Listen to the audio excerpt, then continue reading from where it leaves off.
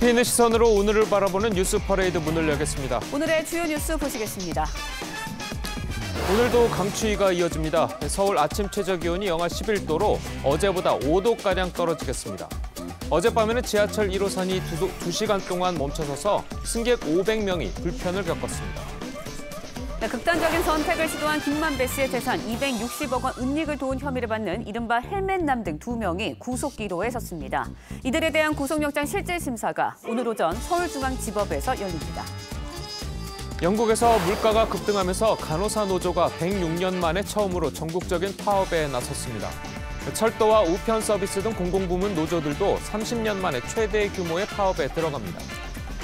내년부터 아이를 낳으면 부모들은 월 70만 원의 급여를 받게 됩니다. 부모급여가 저출산 해소에 실효성이 있을지 나경원 저출산고령사회위원회 부위원장과 이야기 나눠보겠습니다. 저희는 잠시 뒤 돌아오겠습니다.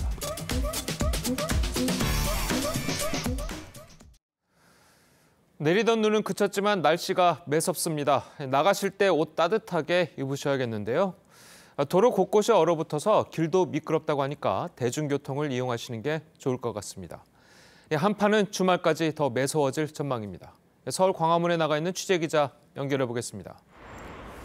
자, 송무빈 기자, 지금 얼마나 춥습니까? 네, 저는 1시간 전부터 이곳 광화문에 나와 있었는데요. 얼굴이 따끔거리고 발도 금세 얼 정도로 공기가 차갑습니다.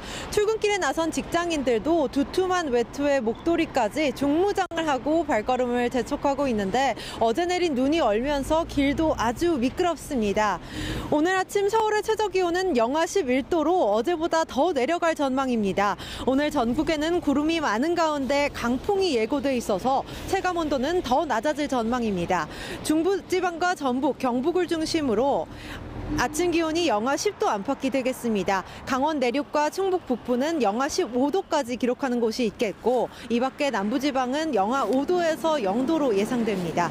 낮 최고 기온은 영하 3도에서 6도로 예보됐습니다. 오늘 전국이 중국 북부지방에서 남동쪽으로 이동하는 찬 대륙 고기압의 영향권에 들면서 강추위는 당분간 계속될 걸로 보입니다. 특히 골목길과 경사로 등에 아직 눈이 얼어 있는 곳이 많아서요. 출근길 안전에 각별히 유의하셔야겠습니다. 주말은 지금보다 더 강한 한기가 유입되면서 서해안을 중심으로 눈이 오겠고 일요일 아침 추위가 절정에 달한 뒤 다음 주 월요일부터 누그러지겠습니다. 지금까지 서울 광화문에서 TV조선 송무빈입니다. 어제 저녁 서울 지하철 1호선 열차가 한강 다리 위에서 멈춰섰습니다. 운행 도중에 고장이 난 건데요. 승객 500여 명은 한파 속에서 영문도 모른 채 고립돼서 2시간 동안 불안에 떨었습니다. 성민혁 기자입니다. 한강철교 위에 열차가 멈춰서 있습니다. 승객들은 영문도 모른 채 앉아 있습니다. 어제 저녁 8시쯤 서울 용산역에서 노량진역 방면으로 가던 지하철 1호선 열차가 멈춰섰습니다. 퇴근 시간대 승객 500여 명이 2시간 동안 꼼짝없이 갇혔습니다. 근 1시간 반 동안 지금 온몸이 다 얼었어요. 다리가 띵띵 부었는데. 한국철도공사는 2시간 뒤인 밤 10시쯤 다른 열차를 보내 사고 열차를 노량진역으로 옮겼습니다. 우리 열차 더 이상 운행하지 않습니다. 한 분 더 빠짐없이 내려주시기 바랍니다. 사고 여파로 열차 50여 대가 10에서 50분가량 운행이 지연되기도 했습니다. 철교의 차량 고장으로 인한 여파로 동인천 급행 전동열차가 연쇄 지연 운행되고 있습니다. 하지만 현장 상황이 수습됨에 따라 오늘 아침 출근길 운행은 정상적으로 이뤄질 전망입니다. 한국철도공사는 정확한 사고 원인을 조사하고 있습니다. TV조선 성민혁입니다. 극단적 선택을 시도해 병원에서 치료 중인 김만배 씨는 현재 생명에 지장이 없는 것으로 전해졌습니다. 경찰은 김 씨가 자해할 때 사용한 흉기를 찾지는 못했는데 김 씨가 일반 병실로 옮기는 대로 구체적인 사건 경위를 파악한다는 방침입니다. 구자형 기자의 보도입니다. 경기도 수원의 한 대학교 인근 교차로입니다. 경찰이 손전등을 비추며 외제 SUV 차량 주변을 수색합니다. 이 차 안에서 대장동 특혜 의혹의 핵심 인물인 김만배 씨가 극단적 선택을 시도한 채 발견됐습니다. 연락이 닿은 김 씨의 변호인이 현장을 발견하고 119에 신고했습니다. 당시 김 씨의 신체 부위 2곳에 상처가 있었지만 생명에는 지장이 없었습니다. 출혈이 그렇게 깊진 않아 보이다. 심정지도 있진 않았어요. 의식은 명료한 상태였습니다. 변호인은 김 씨가 새벽 2시부터 수차례 극단적 선택을 시도했다고 경찰에 진술했습니다. 김 씨와 변호인 가운데 누가 먼저 연락을 했는지는 아직 확인되지 않았습니다. 김 씨는 신고 40여 분 만에 이 병원으로 옮겨져 중환자실에서 치료를 받고 있습니다. 경찰은 김 씨의 차량 안에서 김 씨의 것으로 추정되는 혈흔은 발견했지만 극단적 선택에 사용됐던 흉기는 찾지 못했습니다. 경찰은 확보한 차량 블랙박스와 인근 CCTV를 분석하는 한편 김 씨가 일반 병실로 옮기는 대로 자세한 사건 경위를 파악할 계획입니다. TV조선 구자영입니다. 김만배 씨 측근에 대한 수사는 속도를 내고 있습니다. 검찰은 지난 13일 체포한 최 모 씨와 이 모 씨에 대해 김만배 씨의 재산을 은닉한 혐의로 구속영장을 청구했는데요. 영장실질심사는 오늘 오전에 열릴 예정입니다. 이어서 송민성 기자의 보도입니다. 헬멧을 쓴 채 구치소에서 나오는 김만배 씨를 호위하는 화천대유 이사 최 모 씨. 김 씨의 대학 동문으로 김 씨 통장과 인감까지 관리한 화천대유 공동대표 이 모 씨. 검찰이 김만배 씨의 최측근으로 분류되는 이들 두 사람에 대해 구속영장을 청구했습니다. 이들은 지난해 10월부터 올해 7월까지 김 씨의 지시에 따라 대장동 수익 일부를 수표로 쪼개기 인출해 돈 세탁을 하거나 부동산 등을 사들여 숨긴 혐의를 받습니다. 이 가운데는 수원시가 R&D 사이언스 파크로 개발을 추진 중인 부지도 포함된 것으로 확인됐습니다.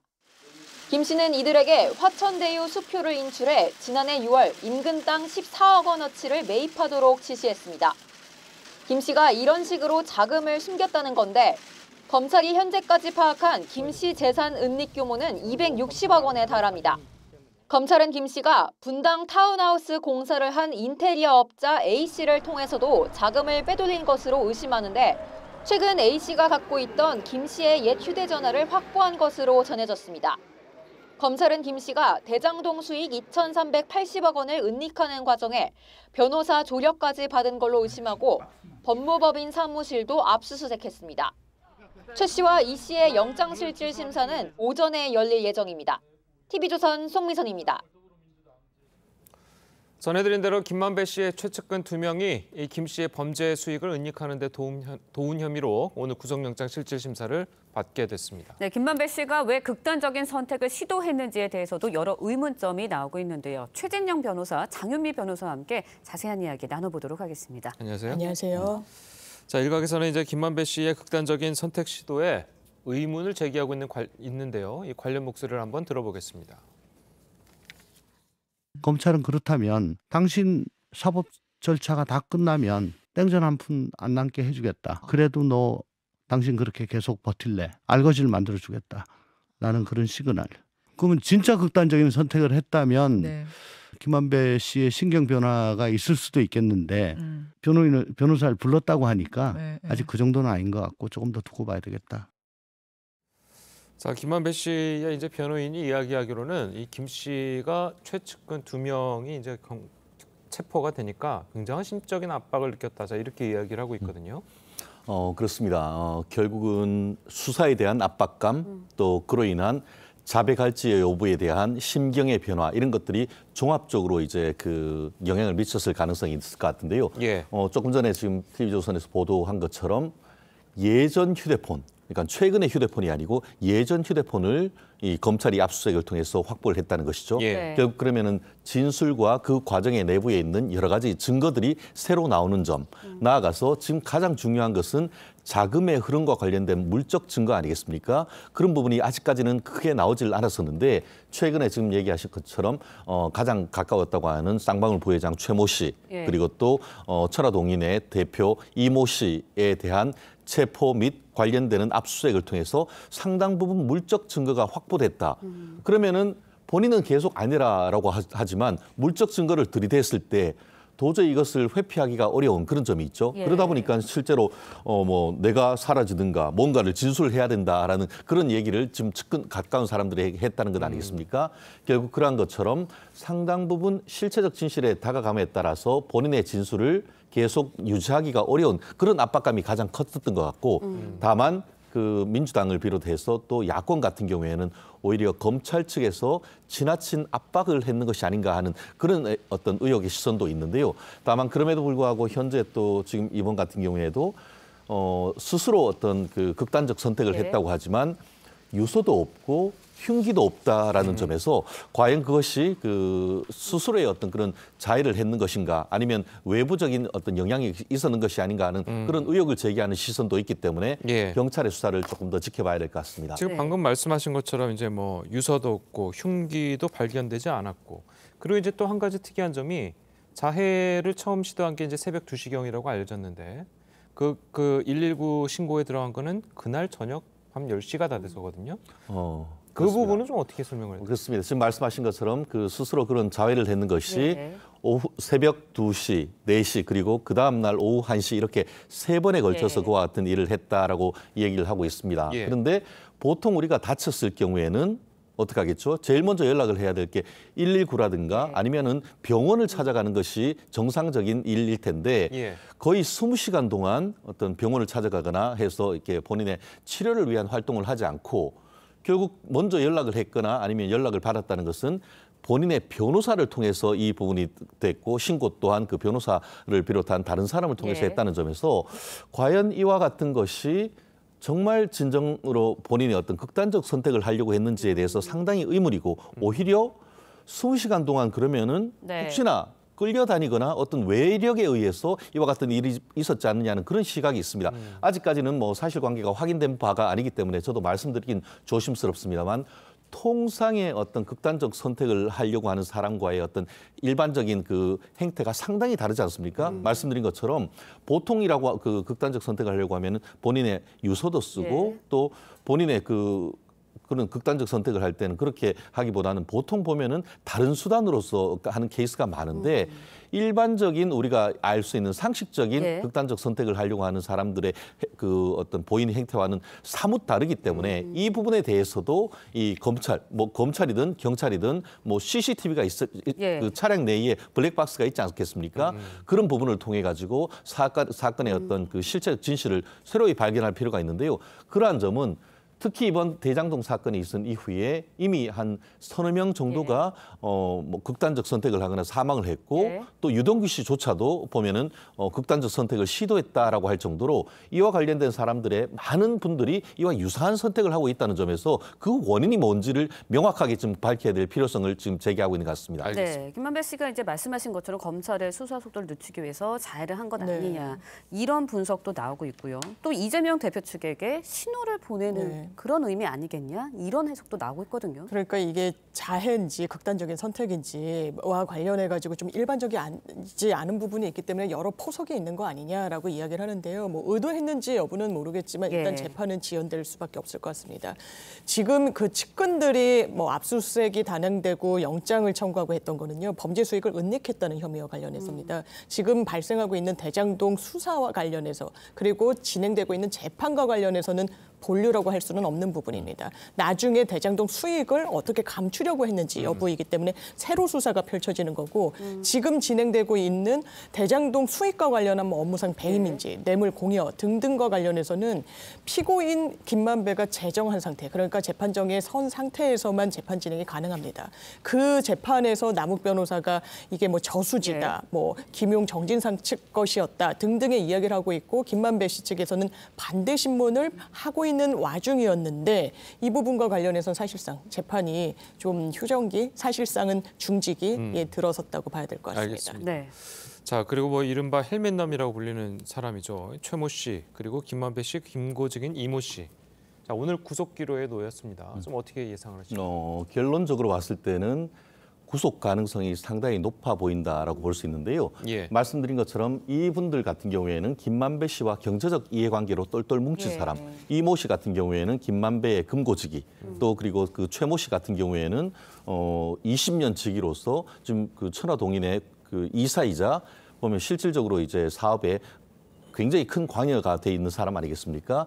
그리고 핵심적으로 지금 그 받는 혐의가 범죄 수익을 또 은닉했다는 건데 범죄 수익 은닉에 관한 규제에 관한 법률에 따라서 처벌되는 것뿐만 아니고 그것은 범죄 수익을 은닉한 것은 형사적으로 증거인멸이라는 것과 동전의 양면입니다. 말씀드렸듯이 중한 죄에 대한 소명이 있고 증거인멸의 우려가 있다라고 할 경우에는 구속영장이 발부되는 것이 통상적인 예의다라고 한다고 하면은 물론 이 부분에 대해서 이제 불구속 수사가 원칙입니다. 하지만 지금 말씀드린 것처럼 지금 김만배 씨 자체가 지금 극단적 선택을 하거나 이런 그 심리적으로 굉장히 불안한 상태가 있고 또 관련되는 사람들에 대한 혐의와 증거인멸의 어떤 우려가 있다라는 점에서는 현실적으로는 오늘 그 영장실질심사에 따라서 영장 발부될 가능성은 사실 상당히 높은 것이 아닌가 그렇게 예측을 합니다. 네, 구속의 가능성 높다고 말씀하셨는데 어떻게 보시나요? 네, 일단 긴급체포를 했고 그 수사를 빨리 단행해야 된다는 판단이 있었던 것 같습니다. 그래서 영장 청구도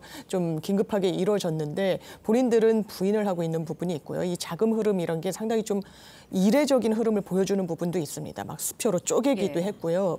부동산을 이제 차명으로 보유하기도 했고 이런 부분과 관련해서 수사에 협조를 하지 않는다고 법원도 판단하게 된다면 영장 발부 가능성 열려 있다고 봐야 되겠습니다. 예. 자, 그렇다면 이제 뭐 범죄 수익이 추가로 이제 검찰이 또 찾아내게 된다면 그 부분에 대해서도 자금 동결이 되지 않겠습니까? 그렇습니다. 이미 그 법원 같은 경우에는 그 관련되는 재산에 대해서 약 800억 정도에 대해서 지금 그 추징 보전 절차를 쉽게 말하면 가압류를 해놓은 것이죠. 그러면서 이제 전체적으로 이제 이 사건을 통해서 그 한 수익 자체가 한 4,400억 정도로 가고 있으니까 800억에서 아직 차액이 굉장히 크지 않습니까? 그러면은 검찰로서는 그 차익을 확인해서 추징 보전을 해서 그것을 몰수하는 절차를 할 수밖에 없는 것 같은데요. 말씀드린 것처럼 800억 이외에 지금 같은 경우에 차명으로 해서 숨겨둔 재산이 한 260억 정도 지금 나와 있다고 합니다. 말이 260억이 어마어마한 금액 아니겠습니까? 발견하지 못하면 나중에 본인들이 그 어떤 형벌을 치르고 나서 개인적으로 치부할 수 있는 부분이기 때문에 검찰로서는 이 부분을 확실하게 그 환수를 해야 되는데 지금 범죄 수익 은닉에 관한 규정에 보면은 특정 범죄 이처럼 이제 뭐 그 아주 중대한 그 경제 범죄라든가 뇌물 범죄 이런 부분에서 수익은 그 자체는 몰수를 하고 만약에 몰수를 하지 않고 이렇게 다른 형태로 바뀌면은 추징을 할 수 있도록 지금 돼 있습니다. 그러다 보니까 만약에 이 부분에 대해서 유죄가 인정된다고 하면은 이미 그 추징 보전된 800억 플러스 260억 합치면은 1,060억은 사실상 추후에 국고로 환수되거나 아니면은 뭐 지방자치단체로 환수할 수 있는 그런 계기가 되기 때문에 이 부분 또한 그러니까 형사적인 책임을 묻는 것 플러스 실질적인 범죄 수익을 환수하는 절차도 굉장히 중요한 절차라고 볼 수밖에 없습니다. 네, 아까도 말씀을 해주셨지만 굳이 이 돈을 뭐 수표 쪼개기, 차명 부동산 같은 수법을 써서 재산을 숨겼습니다. 그렇다 보니까 숨겼다고 의혹이 되는데 그렇다 보니까 이 돈이 떳떳하지 않다는 것을 보여주는 방증이 아닌가라는 생각이 그런데 사실 그런 부분이 있습니다. 수표로 인출을 했잖아요. 만약에 은닉의 목표가 있다면 수표로 인출하는 건 상당히 이례적이긴 합니다. 왜냐하면 수표는 사실상 꼬리표가 있어요. 굉장히 그 흐름을 추적하기가 용이하거든요. 그런 부분이 있기 때문에 지금 김만배 씨 측에서는 이게 범죄 수익을 은닉하려고 하는 의도가 아니었다. 그 당시에 지금 말씀 주신 것처럼 800억 원, 그 대장동 일당에 대해서는 800억 원에 대해서 추징 보전 조치가 이루어졌고요. 성남도시개발공사에서는 민사적으로도 우리가 업무상 배임의 피해자이기 때문에 자산을 가압류해놓겠다 이렇게 동결 조치를 한 부분이 있습니다. 그런 부분과 관련해서 회사 운영자금은 본인들이 운영자금으로 확보를 해야 되는 부분이 있어서 수표로 찾아낸 부분이다. 그리고 실제로 인출한 금액의 절반 정도는 세금으로 납부했다. 이런 주장을 또 내놓고 있는 상황입니다. 알겠습니다. 자, 어쨌든 뭐 지금 뭐 계속해서 이제 은닉 수익이 이제 밝혀지고 있고 김만배 씨가 그동안 천화동인 1호가 이제 본인 거라고 이제 계속 주장하는 이유가 전문가들이 얘기하기에 재산을 지키기 위해서 그렇게 하는 경우가 많다라고 했는데 이렇게 하나둘씩 드러나게 되면은 결국은 진술을 바꾸게 될 가능성이 있지 않겠습니까? 그렇습니다. 이미 남욱 변호사라든가 유동규 씨 같은 경우에는 기존의 진술을 변경을 해서 사실 실체적 진실을 술술 얘기를 하고 있지 않습니까? 그럼에도 불구하고 그러니까 다른 증거가 나왔음에도 불구하고 유독 김만배 씨는 천화동인 1호는 내 것이다라고 주장을 하고 있는데 결국 관련되는 물증이 나오니까 그거에 대해서 더 이상 버티기가 어려운 그런 상황이 아닌가 미루어 짐작되는데요.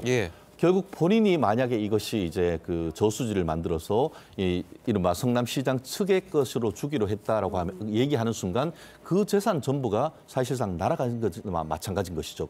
그렇다 보니까 이해관계가 직접 밀접하다 보니까 본인은 계속 지금 부인을 하고 있는데 계속 그렇게 갈 것인지 아니면은 이제 이번 이와 같은 소동을 계기로 해서 진술을 바꿀 것인지 아주 임계점에 있는 지금 아주 중요한 시점인 것 같습니다. 알겠습니다. 자, 오늘 두 분 변호사님 말씀 여기까지 듣겠습니다. 잘 들었습니다. 네, 감사합니다. 자해를 한 김만배 씨의 어제 행적은 이제 이해할 수 없다는 말이 나오고 있습니다. 정치권에서도 여러 해석들이 나왔습니다. 여당에서는 김 씨가 수사를 늦추거나 검찰을 압박하기 위해서 자해 소동을 벌인 게 아니냐고 했고, 야당에서는 검찰의 강압 수사가 김 씨를 막다른 길로 내몰았다고 비난했습니다. 정민진 기자의 보도입니다.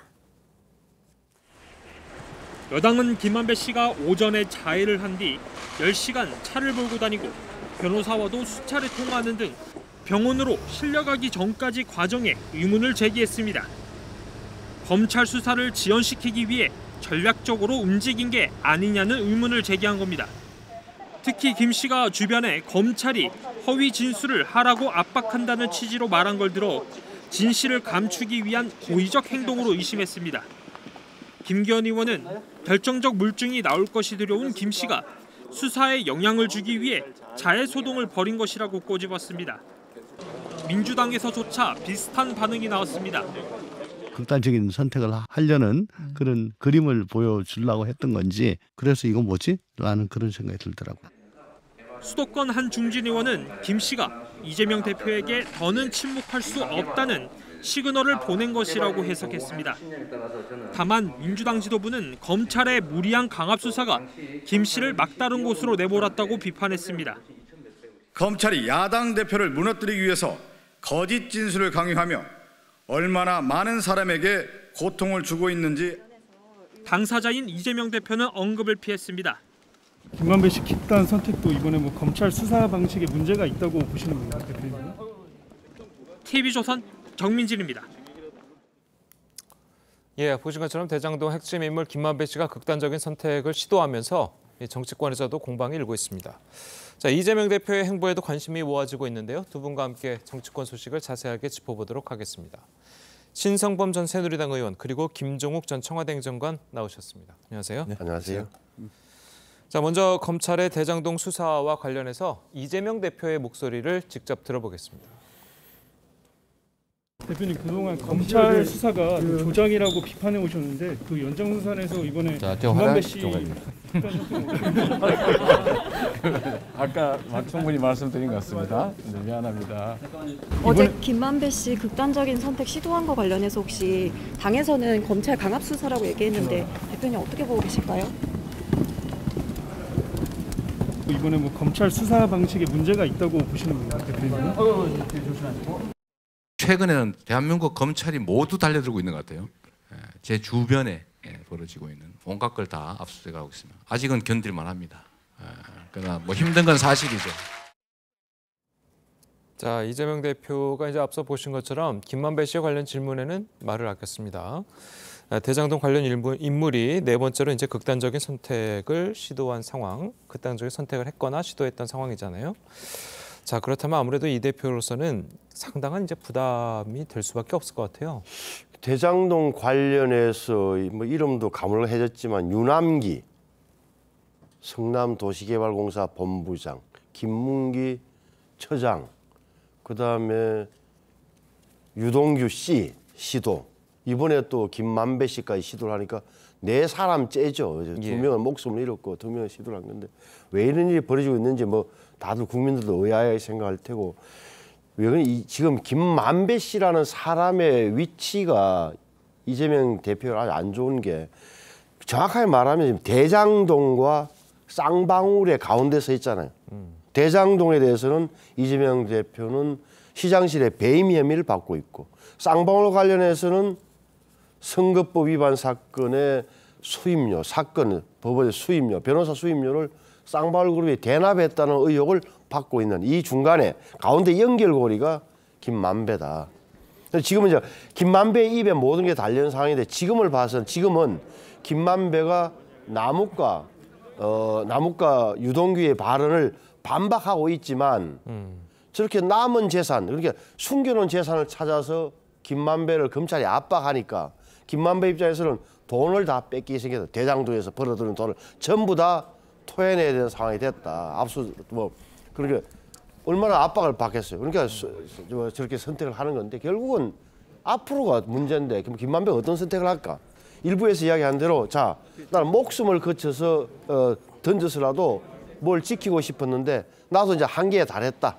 이렇게 해서 앞으로 검찰 수사에 응할 것이라는 게 대체적 분석이고 아니면 일부에서는 오히려 이른바 50억 클럽에게 던지는 메시지라는 해석도 나오긴 하는데 앞으로 김만배 입을 계속 봐야죠.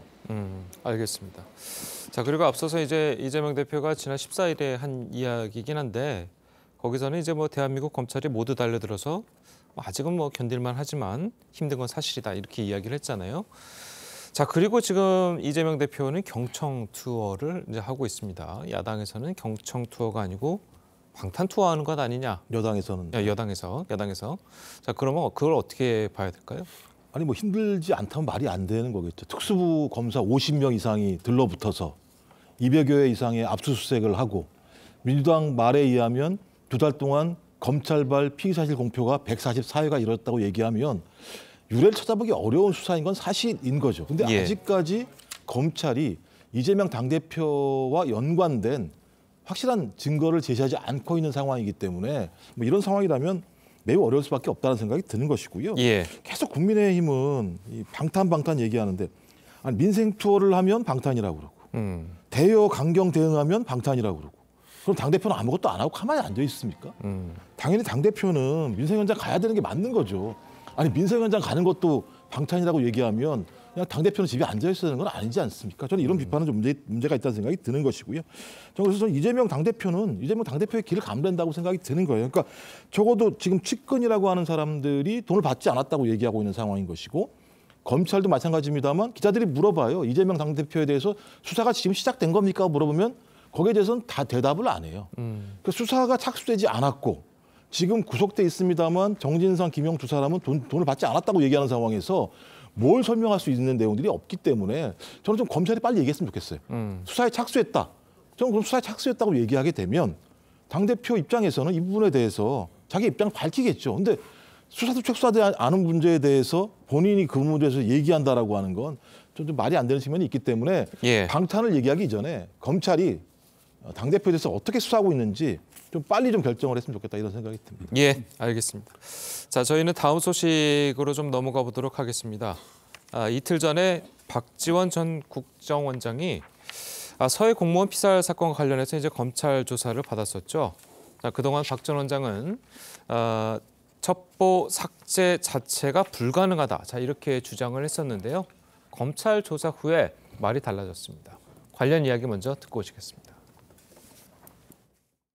국정원이 첩보를 삭제한다고 해도 원 생산 부서, 즉 국방부에 남습니다. 국정원 자체의 생산은 보고서는 국정원 메인 서버에 그대로 남습니다.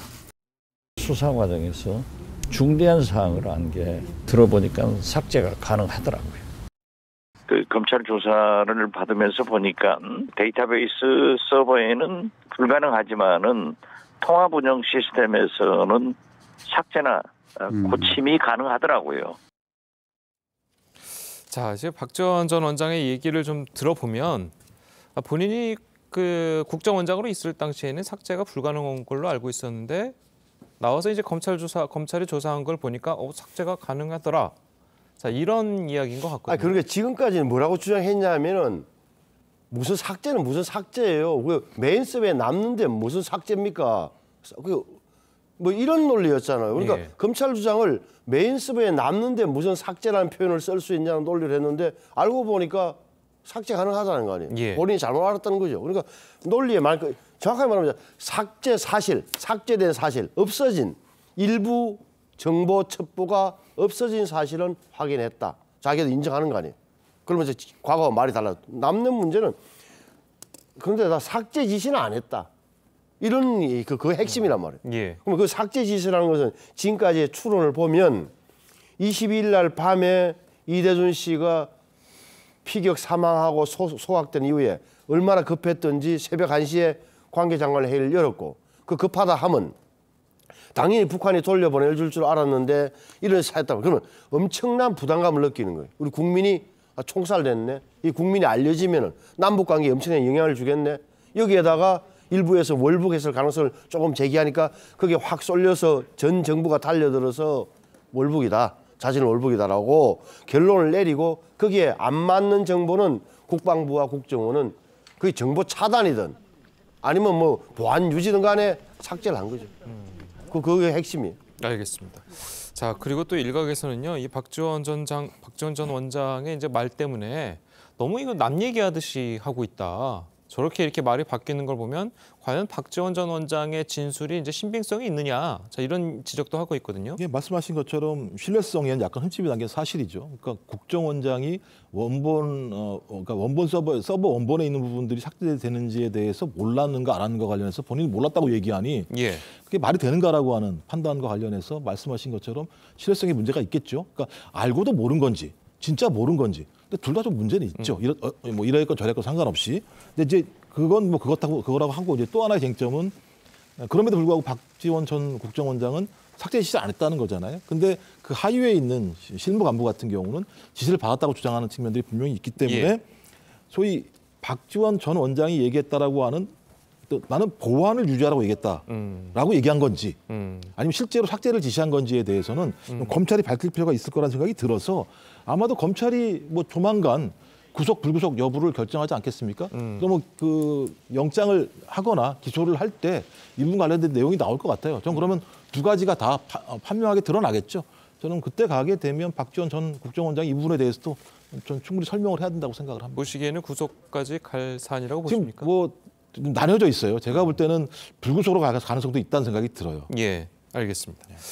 자, 이게 보신 것처럼 이제 뭐 그 박지원 전 원장은 물론 뭐 혐의는 부인하지만 본인의 이제 핵심적인 방어 논리가 이제 사라진 거나 마찬가지잖아요. 그렇죠. 예, 좀 어떻게 보셨습니까?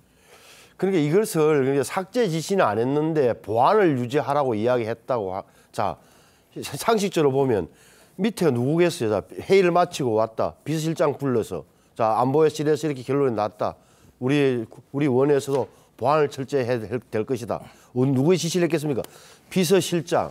그다음에 국정원장실에는 꼭 비서관들 여러 명 있어요. 예. 정보비서관, 국내정보비서관, 뭐 해외정보비서관 쭉 이렇게 정보비서관이 따로 있는데 이런 사람들한테 저는 그 지시를 받는 사람이 뭐라고 수행했는지는 모르지만 정보 보안 유지, 정보 차단, 정보 배포선 제한 이런 게 어떻게 보면 다 이게 삭제, 현실적인 결과물로 나타나는 건 삭제다. 64건 나온 거 아니에요. 그러면 제가 보기에는 책임을 피할 수 없는데 다만 지금 봐서는 박 원장의 박지원 씨의 말을 잘 들어보세요.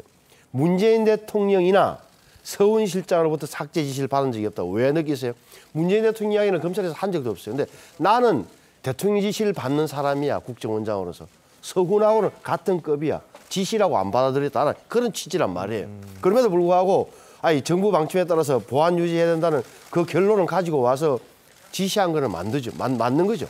삭제라는 표를 쓴지 않는지는 저는 알 수 없습니다만. 그러니까 이거 지금 되돌이켜 보면 예전에 그 국정원 국정원의 이제 직원이 얘기를 했을 때 삭제는 가능하다. 하지만 그동안 지시를 받은 적이 없다. 자, 이런 얘기를 한 적이 있었잖아요. 자, 그게 이제 사실인 거네요. 그러니까. 그게 사실인 거죠. 삭제라는 이 단어가 박 원장, 박지원 씨 입에서 나왔는지 안 나왔는지는 알 수 없으나 실무자들이 판단했을 어떤 내용이냐. 그 결과물은 똑같다니까요. 결과물은 현실적인 결과는 정보의 삭제죠. 없애는 거 아니에요. 알겠습니다. 자, 어쨌든 뭐 그 박 전 원장이 이제 검찰의 태도와 수사 방식에 대해서 또 언급을 했었죠. 자, 이 부분이 상당히 또 눈길을 끌고 있습니다. 한번 들어보시겠습니다. 검찰이 우선 검사나 수사관이나 그 부장께서도 아주 정중하게 참 그 검찰 수사 태도가 과거하고 완전히 달라졌더라고요. 이 담당 검사나 수사관이나 그 직원들이 굉장히 그 편안하게 해주더라고요. 이번에 보니까 물론 기법도 훌륭해졌지만 제가 받은 감으로는 저로서 수사가 끝날 것 같고 문재인 대통령은 수사하지 않을 것 같은 그런 감을 받았습니다. 자, 이 박지원 전 원장이 예전에 사실 뭐 검찰에 대한 비판을 많이 하셨던 분이잖아요. 자, 그런데 수사를 받고 나오자마자 저렇게 검찰에 칭찬을 했다는 것은 이례적이다 이렇게 볼 수 있는 이례적이죠. 뭐 정치 구단이라고 표현하니까 제가 보기에는 검찰에 어떻게 보면 헌사를 바치는 거다. 뭐 표현이 그렇습니다만 뭐 잘 봐달라는 취지라기보다는 사실 저럴 거예요. 우리 흔히들 지금 검찰을 옛날 검찰로 착각하는데 저 중요한 대목이 수사 기법이라는 거예요. 그러니까 박지원 원장 입장에서는 마음의 준비와 뭘 준비하고 들어갔겠지만 검찰이 하나하나 디테일하게 세부적인 사항까지 증거를 들이매고 그 공박을 한 거예요. 그래서 거의 그 이야기를 하는 거다. 저런 의미에서 보자면은 본인은 할 이야기를 당연히 오랫동안 조사를 받았으니까. 또 하나는 국정원이라는 자리가 국가안보실에는 하나의 참석자 신분으로 가지만 국정원의 역할은 저기서는 첩보 분석이 우리 원은 이렇게 판단합니다라고 그 회의에 던져놓는 거라면 결론은 누가 내느냐? 서훈 안보실장이 낸 거예요. 그 부분을 자기는 계속 강조하는 거예요. 우리 국정원의 당시 역할은 첩보 분석이고 이러저런 첩보를 우리는 안보회의에 제출했습니다라고 끝을 난 거죠. 예, 알겠습니다. 자, 뭐 그렇더라도 민주당에서는 계속 뭐 강성 검찰, 뭐 정치 검찰, 정치 보복 뭐 이렇게 해서 뭐 검찰과 연일 날을 세우고 있는 와중에서 박지원 전 원장이 이렇게 검찰 칭찬한다는 것은 뭐 민주당이랑 좀 이렇게 궤를 달리하는 거냐 또 이렇게 이야기를 하거든요. 근데 이분이 정치하시면서 검찰이 많이 가셨어요. 수사를 많이 받으신 분이죠. 그러니까 말씀하신 것처럼 기법이 진짜로 변했을 수도 있을 것이고 과학 수사 영역으로 왔을 수 있기 때문에 그 부분을 얘기했거나 아니면 제가 볼 때 간접적인 메시지일 수 있죠. 불구속 수사를 해야 될 거야라고 하는 메시지일 수도 분명히 있겠죠. 근데 문제는 지금 검찰도 여러 가지로 좀 문제가 있어요. 검찰이 서훈 전 실장에게 기소를 할 때요. 기소 내용에 원래 이 내용이 은폐랑 삭제예요. 근데 은폐 내용만 들어가고 삭제 내용은 기소 내용이 들어가 있지 않아요. 그러니까 제가 볼 때는 지금 박지원 전 원장에 대해서 얘기하고 있는 삭제 문제도 마찬가지인데 서훈 전 실장한테는 삭제 내용이 안 들어가 있다니까요. 그러니까 왜 검찰은 가장 중요한 문제가 은폐를 하려면 은폐의 전제는 삭제를 해야 되는 거잖아요. 근데 여기에다가는 이 내용을 집어넣지 않았어요. 이유는 두 가지로 좀 해석을 합니다. 하나가 구속 적부심 심사를 할 때 이 문제가 들어갔을 때 명확한 증거가 없게 되면 구속 적부심에서 풀려나올 수 있다라고 하는 판단 하나인 것이고 또 하나는 아직까지 검찰이 이 삭제 부분과 관련해서 명확한 증거를 갖고 있지 못하는 거 아닌가라는 의구심이 분명히 있어요. 저는 이런 전체적인 실타리를 풀기 위해서는 검찰이 명확하게 얘기해야 됩니다. 두 가지입니다. 은폐를 했고 은폐를 하기 위해서 축소를 했다라고 하는 것을 명확히 증거를 내세우지 않게 되면 오히려 검찰이 과학적으로 박지원 전 국정원장을 수사했을지는 모르겠습니다만 그 수사가 과학적 기법에도 불구하고 사실이 아닐 수도 있는 측면이 분명히 있어요. 그래서 이건 좀 앞으로 좀 지켜봐야 될 대목이라는 생각이 듭니다. 알겠습니다. 자, 이 마지막으로 이제 유족들 박 전 원장은 이제 또 문 전 대통령에 대한 수사는 하지 않을 것 같다라고 예측을 했거든요. 그 검찰 수사를 받으면서 본인이 느꼈겠죠. 문재인 대통령에 관한 부분을 안 물어봤다는 취지잖아요. 그러니까 내선에서 끝나지 문재인 대통령까지 올라가지 않을 거다. 검찰 입장에서도 제가 여러 차례 말씀드렸습니다. 문재인 대통령 수사할 필요가 전혀 없어요. 문재인 대통령은 놀라서 밑에 부하들 보고하려고 내가 최종 승인했다고 승인을 내놨지만 사실 따지고 보면은 그 최종 승인이라는 것이 안보 부처의 판단을 수용했다는 거예요. 내가 판단한 게 아니라 안보 부처는 어떻게 했죠? 사실을 규명하기 불가능한 상황에서 할 수 있는 범위 안에서 사실을 추정했고 나는 대통령으로서 그 판단을 수용했다는 것이니 조사할 게 없는 거예요. 왜? 9월 22일 날 밤에 사건이 벌어지고 9월 23일 새벽 1시에 회의를 했고 문재인 대통령 그날까지 안 깨웠어요. 참모들이. 그리고 아침 8시 반, 9월 23일 날 8시 반에 서훈 실장으로부터 이 안보회의 장관의 결론을 보고받고 몇 마디 물어보고는 끝난 거란 말이에요. 그렇게 하면은 조사할 필요가 없는 거죠. 예, 알겠습니다. 자, 오늘 두 분 말씀은 여기까지 듣겠습니다. 잘 들었습니다. 고맙습니다.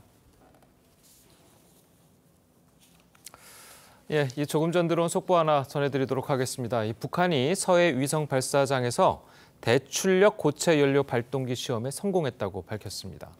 신형 탄도미사일 개발을 위한 NG 시험을 진행한 것으로 보이는데요. 자세한 소식을 취재기자 연결해서 들어보겠습니다. 자, 윤슬기 기자 전해주시죠.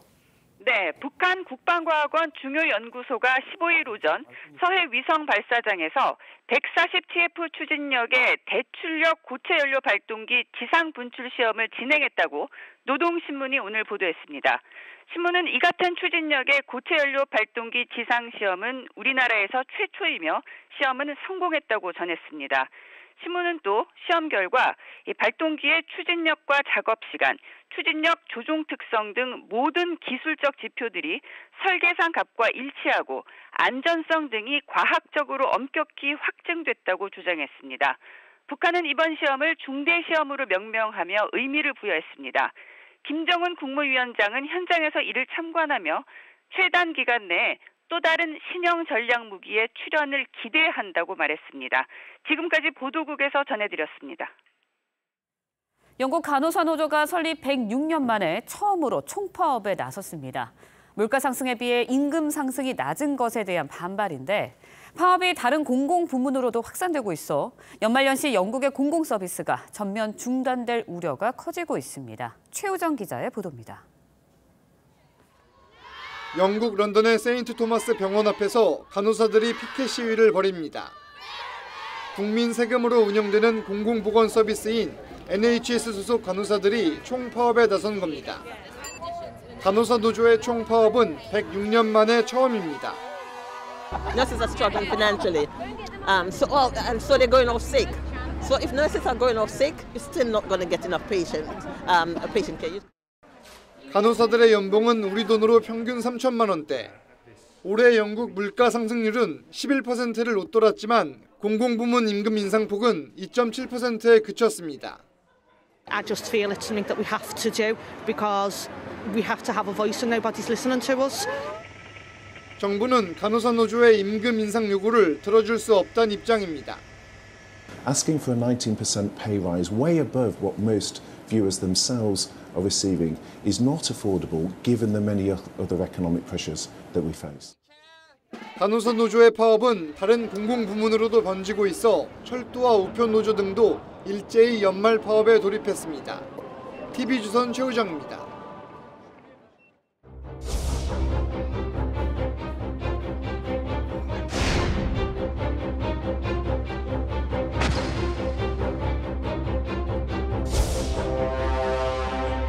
먼저 부모 급여를 도입하겠습니다. 내년 1월부터 만 0세 아동에게 월 70만 원.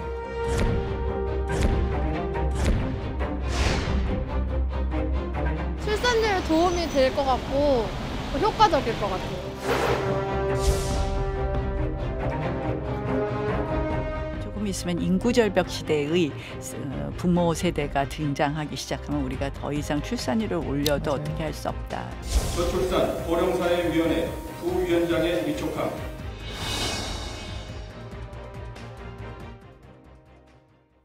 예, 보신 대로 내년부터 만 0세 아동의 부모에게 한 달에 70만 원의 부모 급여가 지급이 됩니다. 네, 부모 급여가 최악의 저출산 문제를 해결하는 데 도움을 줄 수 있을지 나경원 저출산 고령사회위원회 부위원장과 함께 자세히 짚어보도록 하겠습니다. 안녕하세요. 안녕하세요. 자, 이 갓난아기가 이제 1년이면 840만 원, 다음에는 420만 원. 그러니까 갓난아기 연봉이 이제 1,000만 원이다. 자, 이런 얘기가 나오는데요. 네. 자, 이게 과연 저출산을 잡을 수 있을지 어떻게 보십니까? 이것만으로 잡혀지는 건 아니겠죠. 예. 그러나 일단은 부모가 이제 현금으로 받는 것이 이렇게 생긴다는 것, 예. 그거 자체가 의미는 있다고 생각을 합니다. 왜냐하면 0-1세, 1세부터 2세 때는 부모의 경우에는 육아휴직 이런 것으로 인해서 실질적으로 조금 본인 급여가 줄어드는 부분도 있고 예. 아이를 양육하는 데 비용이 가장 많이 들 때이거든요. 그래서 이럴 때 사실은 좀 확실한 지원을 하는 것은 일단은 좀 도움이 된다. 그러나 이것이 전부는 아니고요. 저희도 여러 가지 저출산 극복을 위한 계획 중에 하나이다 이렇게 말씀드릴 수 있겠습니다. 예. 물론 이제 전부는 아니라고 말씀을 해주셨지만 지난해 우리나라 합계 출산율 0.81명입니다. 역대 네. 최저 수준이고 세계에서도 역시 역대 최저 수준인데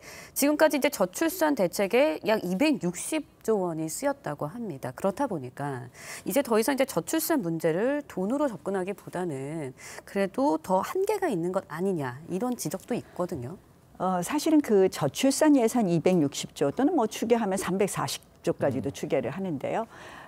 그거는 사실은 저출산 관련 예산이라고 하면서 관련 없는 예산까지도 사실은 다 포함한 예산이었습니다. 그래서 저는 사실 이제 이게 문제였다. 그동안 저출산 극복 예산이라 그러면서 뭐 한마디로 길거리에 CCTV 다는 것도 저출산 예산이라고 잡으면서 했기 때문에 문제이고, OECD에서 가족 지원 예산으로 한정하는 게 있습니다. 예. 그거는 뭐냐면 난임, 보육, 양육과 관련된 건데 가족 지원 예산은 OECD 평균보다 우리가 오히려 적습니다. 그래서 일단은 그동안의 정책 중에서 효율적이지 않은 것은 과감하게 이제 없애야 되고 네. 좀 더 돈을 지원한다 하면 정말 화끈하게 이게 체감될 수 있도록 하는 것으로 일단 정책의 효과성 같은 걸 좀 보고요. 그래서 그런 부분은 조정하고 또 그리고 사각지대가 있던 것은 보완하고 그리고 플러스 과감한 정책이 이제는 필요하다 이렇게 생각합니다. 예. 네. 자, 그래서 뭐 일각에서는 직접적으로 부모한테 돈으로 지원하는 게 오히려 더 효과적일 수도 있다라고 하는 이야기가 나오긴 하는데요. 네, 저는 뭐 예. 당연히 효과가 있다고 생각을 하고요. 네. 이런 사실은 이제 일부라고 말씀드렸잖아요. 출산율을 극복하는 문제는 사실은 일자리, 주거, 그리고 보육, 교육, 뭐 모든 생애 전 주기의 지원이 필요한데요. 예. 이제 말씀드린 것처럼 이런 부분은 0~1세부터 1~2세 아이들 한참 보육료가 많이 아이를 키우는데 돈이 많이 드는 부모들에게 도움이 될 것이고요. 지금 이제 뭐 가장 또 문제가 되는 것은 빨리 결혼하고 이렇게 주거를 네. 안정해서 자리 잡고 이런 걸 잘 못하시는 경우가 많잖아요. 그래서 예. 결혼도 늦어지고 출산도 늦어지는데요. 그래서 저희가 또 요새 검토하는 것 중에 하나는 헝거리 제도가 좀 있어요. 그래서 헝거리 제도가 둘이 결혼하겠다 그러면 그러니까 둘이 결혼하겠다 그러면 한 4천만 원을 초절이 장기 대출을 합니다. 20년 장기 대출해서 뭐 하나 낳으면 이자 탕감, 둘 낳으면 원금 절반 탕감, 셋 낳으면 원금 전액 탕감 뭐 이런 게 있는데요. 사실은 우리로 따지면 GDP 규모를 하면 한 2억 원 정도는 되겠죠. 2억 원 정도를 뭐 결혼하겠다 네. 하면 초절이 장기 대출을 20년 장기 대출을 하는 것, 뭐 이런 것도 현금이나 이거는 뭐 현금을 다 주는 것은 아니지만 이런 것도 또 같이 봐야 될 부분도 있지 않나 그러니까요. 이런 생각도 예. 합니다. 네. 그런데 이제 지자체에서도 비슷한 대책들이 많습니다. 셋째나 뭐 넷째 아이부터는 출산을 하면은 많게는 1,000만 원 수당으로 지급을 하고 있는데 이런 출산 장려금과 지금 이 대책과는 어떻게 다른 건가요? 이제 지금 보면은 저출산 관련된 것은 공통사업, 중앙부처랑 같이 하는 게 있고 지자체 자체 사업이 있는데요. 네. 지자체마다 자체 사업들이 굉장히 많습니다. 그러니까요. 제가 어제 경남에 MOU를 다녀왔는데 경상남도만 해도 603개의 지자체 사업이 있는데요. 그런 일환입니다. 출산 장려금은. 그렇기 때문에 이 중앙부처에서 하는 것과는 전혀 다른 문제인데요. 그래서 저는 이렇게 조각조각 나누어 있는 돈을 좀 합쳐서 체감될 수 있도록 지원을 하자. 그래서 바우처로 주고 뭐 현금으로 주고 이렇게 자꾸 막 조각조각 있으니까 느껴지지 않거든요. 그래서 그런 통폐합도 좀 필요하다 이렇게 생각합니다. 그러니까 지금 현재로서는 지자체에서 지원하는 것과 그리고 지금 내년부터 시작되는 것과 뭐 별개니까 이제 같이 수령을 가능하다 이런 말씀이신 네, 거죠? 그렇습니다. 그거는 자, 전혀 충돌되지 않습니다. 예, 그리고 지금 또 일각에서 나오는 얘기 중 하나가 이렇게 네. 물론 뭐 저출산 대책이니까 출산을 하는 부모를 위한 것도 좋지만 기존에 이제 낳았던 부모들이 이거 뭔가 좀 소외감 느낀다. 나는 지금 애를 지금 둘, 셋씩 낳아서 굉장히 힘들게 키우고 네. 있는데 여기에 대한 지원 대책도 좀 필요한 것 아니냐 그런 얘기도 좀 있어요. 그래서 저희가 좀 검토해봤는데요. 사실은 이 셋째 아이부터는 뭐 여러 가지 지원을 한다 그러지만 실질적으로는 전기가스 요금 정도밖에 그러니까요. 지원이 없더라고요. 그리고 또 뭐 다둥이 카드라고 약간의 무슨 여러 가지 혜택이 있었던 부분도 실질적으로 나이 제한이 많이 있고요. 그래서 이미 이제 둘, 셋 낳으신 분들에 대해서도 우리가 어떠한 지원을 해야 되느냐 이런 거 검토하고 앞으로 지원할 많은 아이디어들이 나오고 있습니다. 예. 네. 이제 뭐 민간위원이 구성되고 이제 위원회가 완성이 됐기 때문에 이제 좀 그런 부분을 적극 검토하고 있습니다. 네, 적극적인 지원책들이 많이 나올 것 같은데 그렇다 보면은 막대한 예산이 들어갈 수밖에 없을 것 같습니다. 재원 마련 계획 있으신 거죠? 실질적으로 좀 이 통폐합해야 될 부분도 있고요. 제가 네. 아까 말씀드린 것처럼 효과적이지 않은 부분은 절감 당연히 우리가 깎아야 될 부분이 있기 때문에 조정하면 충분히 재원 마련할 수 있다 이렇게 생각을 합니다. 그리고 뭐 단순히 현금만 다 주는 정책이 아니고 실질적으로 여러 가지 뭐 우선순위를 준다든지 일종의 인센티브를 주는 부분 같은 게 있기 때문에 그건 종합적으로 하겠다 이렇게 말씀드리겠습니다. 자, 그리고 또 이제 아이를 이제 가지려고 하는 부모들이 이제 궁금한 것 중 하나가 이제 월 70만 원 이제 내년에 70만 원 주게 되면은 원래는 어린이집을 보내게 되면 어린이집 이용비가 지원이 나오는 게 있지 않습니까? 예. 그렇게 되면은 결국에는 뭐 한 20-30만 원 정도의 혜택만 받는 것 아니냐? 자, 맞습니다. 이렇게 이야기를 하거든요. 네, 그래서 사실은 부모 급여에서 어린이집을 이용할 때 어린이집 이용하는 비용은 제외하게 되어 있습니다. 그래서 다만 이제 가정 양육을 할 경우에는 그대로 부모 급여를 받을 수 있게 되는 것이죠. 네. 알겠습니다. 이번엔 주제를 좀 바꿔서 정치 현안도 잠깐 짚어보도록 하겠습니다. 내년 초 국민의힘 3월 초라고 전해지고 있는데 전당대회를 앞두고 있거든요. 그렇다 보니까 전대룰 논란 굉장히 뜨겁습니다. 골자는 이건 것 같아요. 당원 투표 비중 확대하는 방향으로 가는 것 같은데 어떻게 생각하십니까? 저는 기본적으로 그 방향은 맞다고 생각을 합니다. 근데 이제 제가 보니까 여론조사 룰 갖고 어떤 분이 본인 배제하려고 그런다. 본인 떨어뜨리려고 이 여론조사 이렇게 만드는 거 아니냐 그런데 제가 최근에 나오는 여론조사 딱 하나 빼놓고는요. 제가 지금 룰로 해도 1등은 저던데 7대3으로 하든 8대2로 하든 그래서 왜냐하면 우리는 여론조사에서 일단 민주당 지지층은 제외하게 되어 있습니다. 그거는 사실은 민주당이 선택하는 그런 당대표이기 때문에 그래서 그게 이미 당대표 여론조사에서는 확고한 원칙이기 때문에요. 그 원칙에 따르면 지금 본인을 배제하고자 여론조사 룰을 전대 룰을 바꾼다라고 주장하시는 우리 당권 주자로 분류되는 분 중에 한 분은 그 룰에 따르면 1등을 못 하시는데 자꾸 본인이 1등이라고 말씀을 하셔서 이거 근거가 좀 없는데 그런 생각을 했습니다. 지금 부위원장께서는 이제 본인이 이제 여론조사 이제 1등이 되셨다고 이제 말씀을 하셨으니까 결국에는 이제 전대가 이제 하게 되면 당권 주자로 나설 계획이 있으신 거죠? 아직 사실은 제가 지금도 저출산 문제 열심히 또 알아보고 이렇게 하고 있는데요. 그래서 아직은 마음을 못 정했습니다. 근데 이게 저출산 고령사회위원회가 이제 비상근이다 보니까 또 많은 분들이 요구도 하시고 하는데요. 글쎄 조금 더 고민해 보겠습니다. 근데 이 일을 하다 보니까 이게 다 부처 조율이거든요. 그래서 이거 힘이 있어야지 일 더 잘하는 거 아니야? 이런 말씀들도 하시네요. 그러니까 당권 주자로 좀 나서시면 힘도 더 생기고 좀 그러지 않을까요? 조금 더 좀 보겠습니다. 알겠습니다. 자, 그리고 이제 지금 최근 들어서 친윤계 인사들이 관저 정치를 좀 시작하고 윤석열 대통령이 이제 관저로 불러서 하고 그거를 갖다 이제 관저 정치로 포장이 좀 되고 자 이런 모습들을 좀 보이고 있거든요. 거기에 대한 생각이 좀 있으신가요? 저는 이제 이게 전당대회 앞두니까 전부 다 윤심파리가 좀 심해진 것 아닌가 이런 생각을 좀 해요. 사실 대통령께서 당연히 관저에서 많은 분들을 많은 분들하고 접촉하고 식사하셔야 된다고 생각합니다. 혼밥하시면 되겠습니까? 그래서 저는 대통령께서 적극적으로 많은 정치인은 물론이고 많은 분들을 만나고 하는 것은 당연하다고 생각을 하는데요. 근데 유례가 없어요.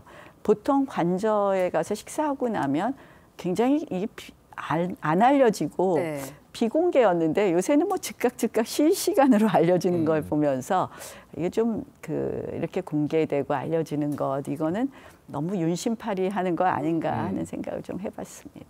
알겠습니다. 자, 오늘 말씀은 여기까지 듣겠습니다. 잘 들었습니다. 고맙습니다. 네, 고맙습니다.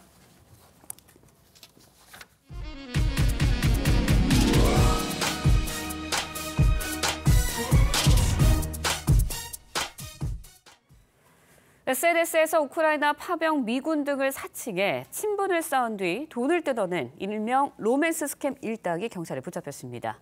이들은 한국에 가면 함께 지내자며 꼬드긴 뒤 경비가 필요하다고 돈을 뜯어내는데 1년 사이에 30여 명으로부터 37억 원을 가로챘습니다. 안윤경 기자의 보도입니다. 한 남성의 집에 들이닥친 경찰이 옷 주머니에서 지폐 뭉치를 꺼냅니다.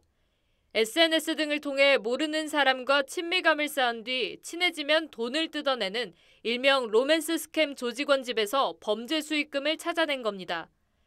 이들은 스스로를 우크라이나 파병 미군, 예멘 근무 의사 등으로 속이고 국내 SNS 이용자에게 접근했습니다. 상대가 관심을 보이면 정부 포상금이 있는데 현지 은행이 없어 맡길 곳이 없다며 통관비만 보내주면 갚겠다는 등의 수법으로 송금을 유도했습니다. 상대가 이성이면 한국으로 들어가 함께 지내자고 꼬드기기도 했는데 1년간 31명으로부터 37억 원을 가로챘습니다. 일반인들이 흔히 접하기 어려운 직업군의 외국인이라고 사칭하며 오랜 기간 유대감을 쌓아서 사기 피해를 당하는 줄 모르는 경찰에 붙잡힌 조직원 12명 가운데 한국인은 1명, 나머지는 모두 나이지리아와 기니 등 외국인이었는데 이들이 SNS에 올린 사진은 모두 가짜였습니다. 경찰은 검거한 일당의 여죄를 추가 확인하고 조직 윗선에 대해 인터폴 적색 수배를 요청하는 등 추적을 계속할 계획입니다. TV조선 안윤경입니다. 네, 정부가 오는 23일 실내 마스크 조정 기준을 발표하겠다고 예고한 가운데 첫 전문가 토론회가 열렸습니다. 전문가들은 실내 마스크 해제를 위한 전제 조건은 충족이 됐지만 시기나 조정 방식 등을 놓고 사회적 합의가 중요하다는 의견을 제시했습니다. 박재훈 기자의 보도입니다. 전문가들은 국민의 97% 이상이 면역을 획득한 만큼 일상 복귀의 전제 조건은 만족됐다고 평가했습니다. 그래서 현재 유행 감소가 아니더라도 정체 수준의 안정화가 되면 실내 마스크 의무화의 조정은 충분히 가능한 사안이라고 생각을 하고요. 다만 동절기 유행이 안정기에 접어들더라도 중환자 병상을 함께 고려해야 한다는 의견이 제시됐습니다.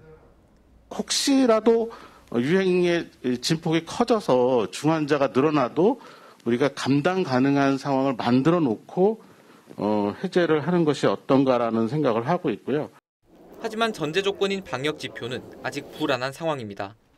고령층의 동절기 접종률은 26.2%로 목표치를 한참 못 미치고 유행 규모도 갈수록 증가해 하루 8만여 명대 환자가 나오고 있습니다. 정기석 감염병 자문위원장은 여론에 밀려서 1월에 갑자기 푸는 건 원칙에 맞지 않는다고 밝혔습니다. 방역당국은 다음 주 월요일 감염병 자문위에서 토론회에서 나온 의견을 검토한 뒤 오는 23일 실내 마스크 조정 방안을 발표합니다. TV조선 박재훈입니다.